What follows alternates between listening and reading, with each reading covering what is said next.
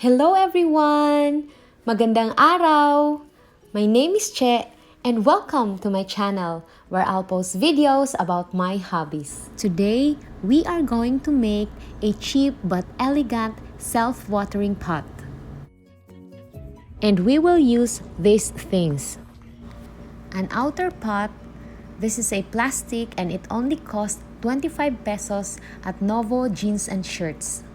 This will serve as our water's reservoir, so it should have no hole, or if it has, you can seal it with a hot glue. Then an inner pot, and I prefer transparent ones. But since we don't have here in the Philippines local transparent pots, I will be using a canister. I bought this at Savemore for only 34.75 pesos, and this is a Philippine product.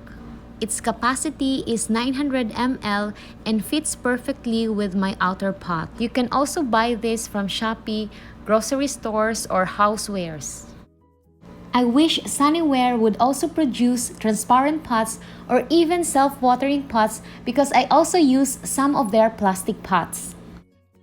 I will also use my soldering iron to create holes in my inner pot.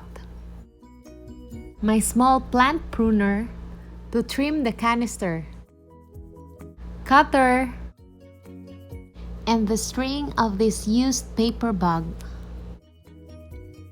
Now I will start. We will just work with the inner pot, and I will not throw this lid because I will use this as my plant saucer. Now I will trim the top of the canister. This is just optional, but I like to remove this part.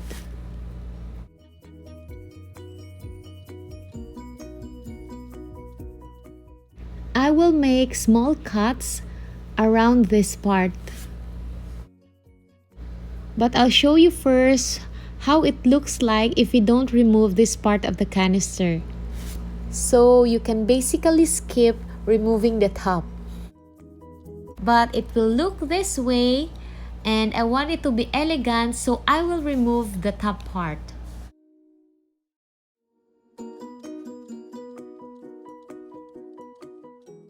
So I'll continue to make small cuts around. This will help me trim or remove this part easier. And because we are using sharp tools, always remember to be very careful.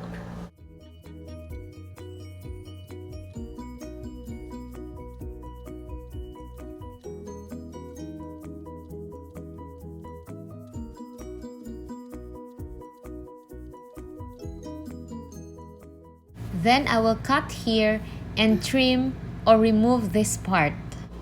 Just the part where the lid sits.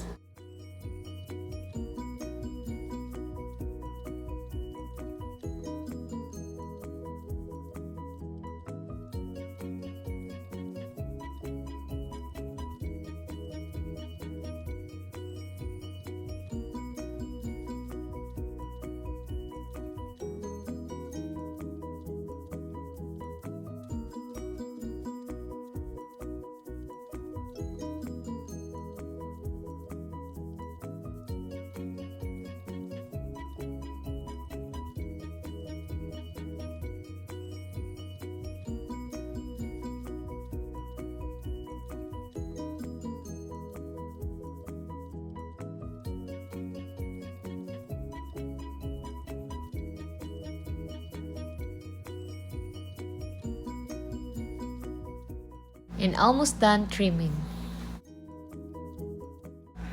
There. And so I finished removing the top portion, and we can see here the raw edges, and they can be sharp, so we will smoothen this out. And I will use this cutter. We will do this just like peeling, but we need to be very careful not to cut ourselves.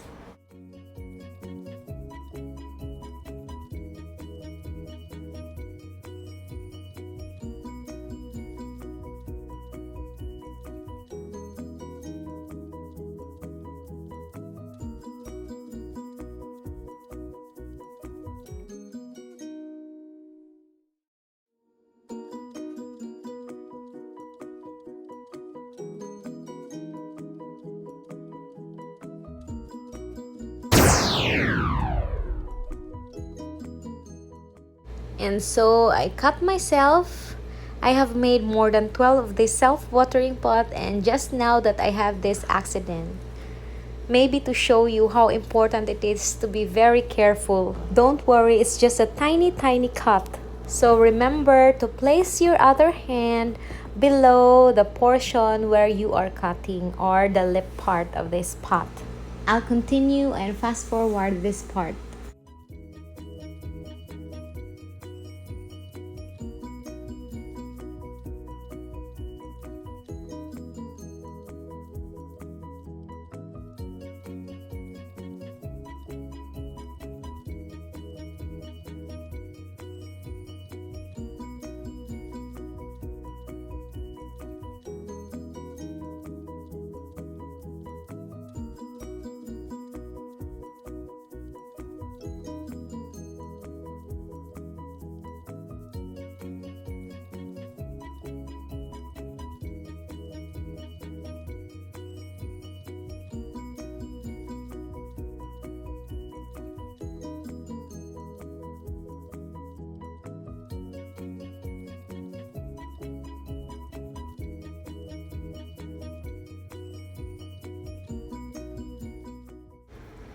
I think I am done.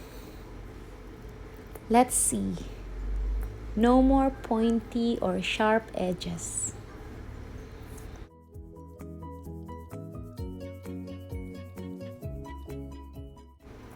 And then I will remove the sticker so that it won't block my view on the roots.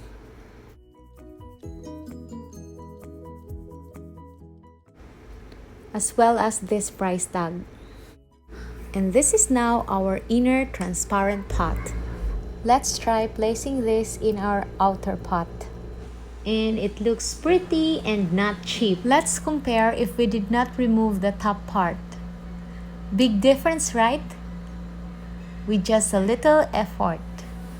Now we are going to make holes in the bottom of the pot. You can also use heated nails or metals if you don't have soldering iron.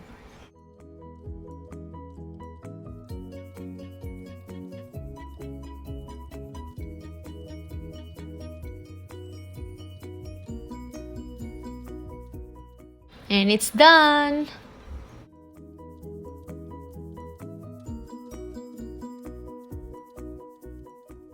Time to insert our wicking string.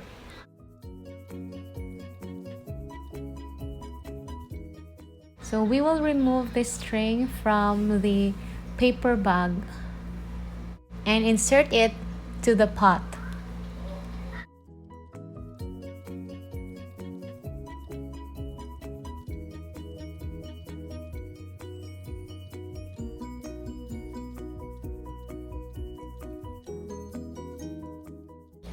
Pull the string and we will see how much it will touch the bottom of the outer pot.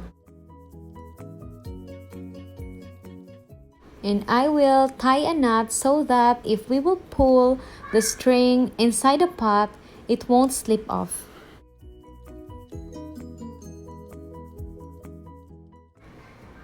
And the length is still enough to touch the bottom of our water's reservoir. And this is our final self-watering pot. I will use it and repot my phal. And here's my mini phal with pretty leaves. I bought this mainly of its leaves. Its flowers will be pale, and this is the picture from the seller. It arrived with 2 flower spikes, but until now, they haven't grown yet. It has good roots and some are growing. I will clean this up and we will repot this into our DIY self-watering pot. And here's the roots, all clean and healthy. I will use leca and you can use your medium of choice, as long as it is wicking. I will fast forward the video so that you can still see how I place my phal into the self-watering pot. I place leca at the bottom first and then I pull the string to maximize the wicking before I place my phal.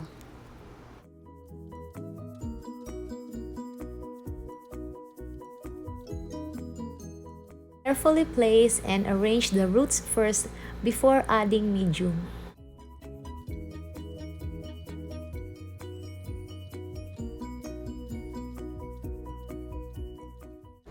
Let's add the medium, and from time to time we will shake or tap the pot so that the leca will fill the gaps or the spaces inside.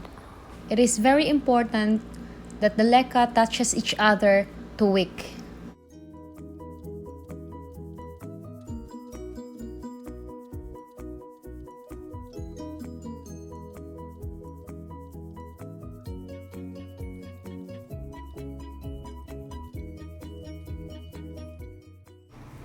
I'm almost done and I'm choosing the small sized leca for the top part. This is to avoid or minimize dry top layer. Or you can also use non-wicking pebbles as top layer. And we are done. This is our final product, and the total cost for the inner and outer pots is 60 pesos. Or less than $2. It is very cheap, and since we use plastic, always remember that it is not a heavy-duty self-watering pot. It is best to place it inside, but I'm using this outside but with a shading and a plastic roofing. I hope you like this video. Please subscribe if you haven't already. Thank you for watching. Maraming salamat. Paalam. See you in my next videos.